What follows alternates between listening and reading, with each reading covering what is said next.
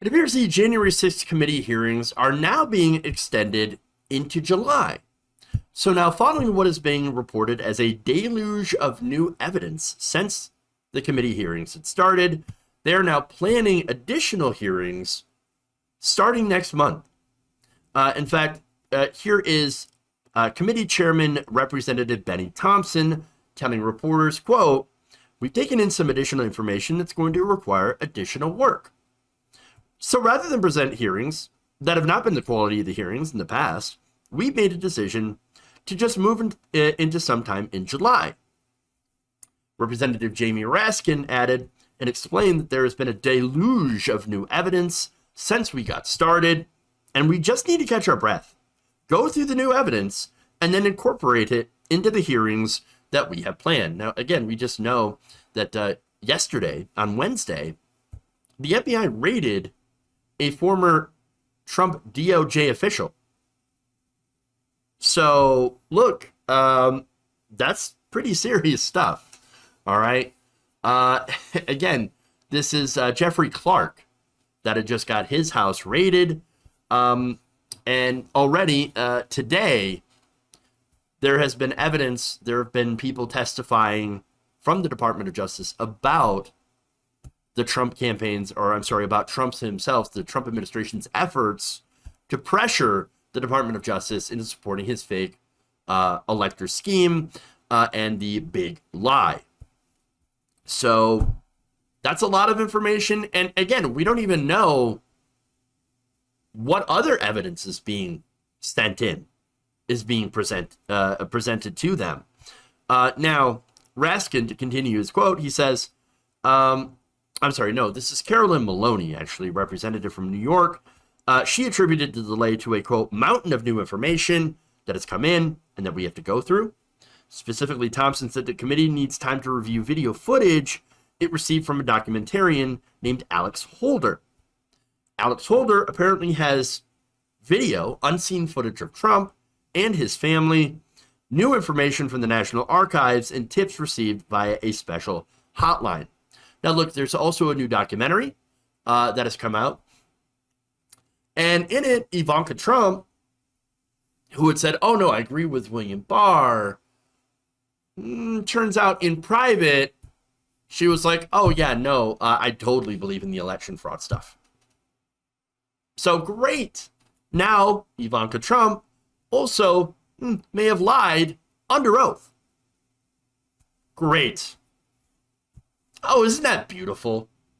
Isn't that beautiful?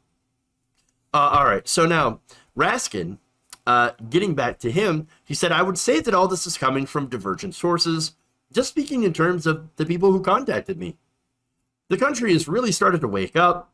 They see we're running a serious, bipartisan, objective inquiry, and people are willing to come forward with their facts.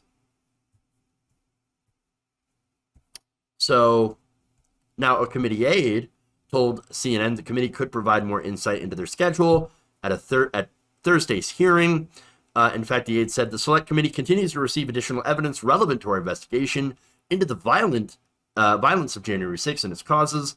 Following tomorrow's hearing, we'll be holding additional hearings in the coming weeks. So that, again, that's going to be sometime probably after the first week of July, as far as I can tell.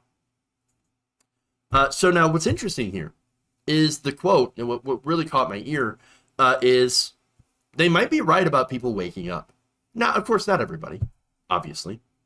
Now, pollster Frank Luntz, for example, is saying the hearings are definitely hurting Trump with the American people. So here's what he said on CNN. Luntz pointed to polling showing Trump's unfavorability among voters spiking over the course of the hearings. And then there was a Massachusetts poll that showed Ron DeSantis actually beating Trump in the polls. Interesting. In fact, here is a quote here from Luntz. There's now polling out that shows Donald Trump is actually paying a price for what the hearings are showing. So it's having an impact even among Republicans. And so that's interesting. Now, you also have Fox host Martha McCallum saying this. McCallum, per The Hill, said a rift among Republicans over whether to buy into the former president's continued allegations of cheating will be exploited by the Democratic-dominated House panel investigating the Capitol riot. She said the lack of evidence is the huge, stunning, clear moment here where these people are saying, look, I supported you. Please give me something to work with. And it simply doesn't materialize. So what she's saying is Trump put out these allegations that there was mass voter fraud. Rudy Giuliani, Jenna Ellis, all these different people. Hey, we say we've got this evidence of mass voter fraud. Okay, so now, are you going to show us the evidence? Like, we want to see it. Look, I actually do care about voter fraud. I care about voter integrity. I care about having an honest election, even if it doesn't go my way. So, if there is something wrong, show us the evidence. Please, show us the evidence. Oh, we don't have the evidence. We have a lot of theories, though. We have theories. Just theories. Well, theories aren't good enough. You lost almost every single court case. Every single court case here. Except for one on a technicality.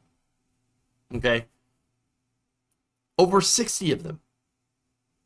Why? Because you didn't have any evidence to back up your assertions, your claims.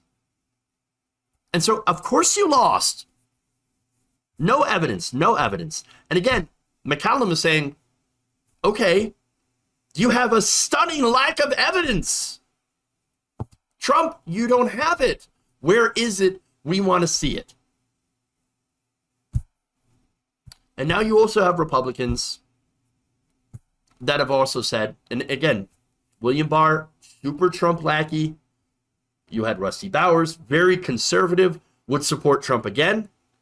You had Brad Raffensperger, who had that infamous call.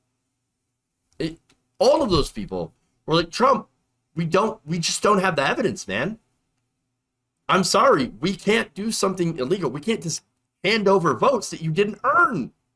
You got to go out and earn the votes. And so that's the thing. When you have conservatives out there, Republicans out there saying, we wanted to do everything we could to find the fraud, but we couldn't find any. It just didn't exist. I'm sorry. You had the cyber ninjas that said we couldn't find any fraud. We did our recounts, we did our audits. That shows you that there just wasn't any evidence. They just don't have it. And while Trump has none, you have the committee going after Trump, proving, trying to prove the case that Trump knew about this and continued to spread this lie, leading to the violence at the Capitol. That committee is being buried under a deluge of new evidence.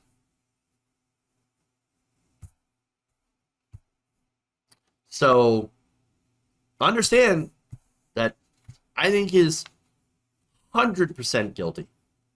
100% guilty.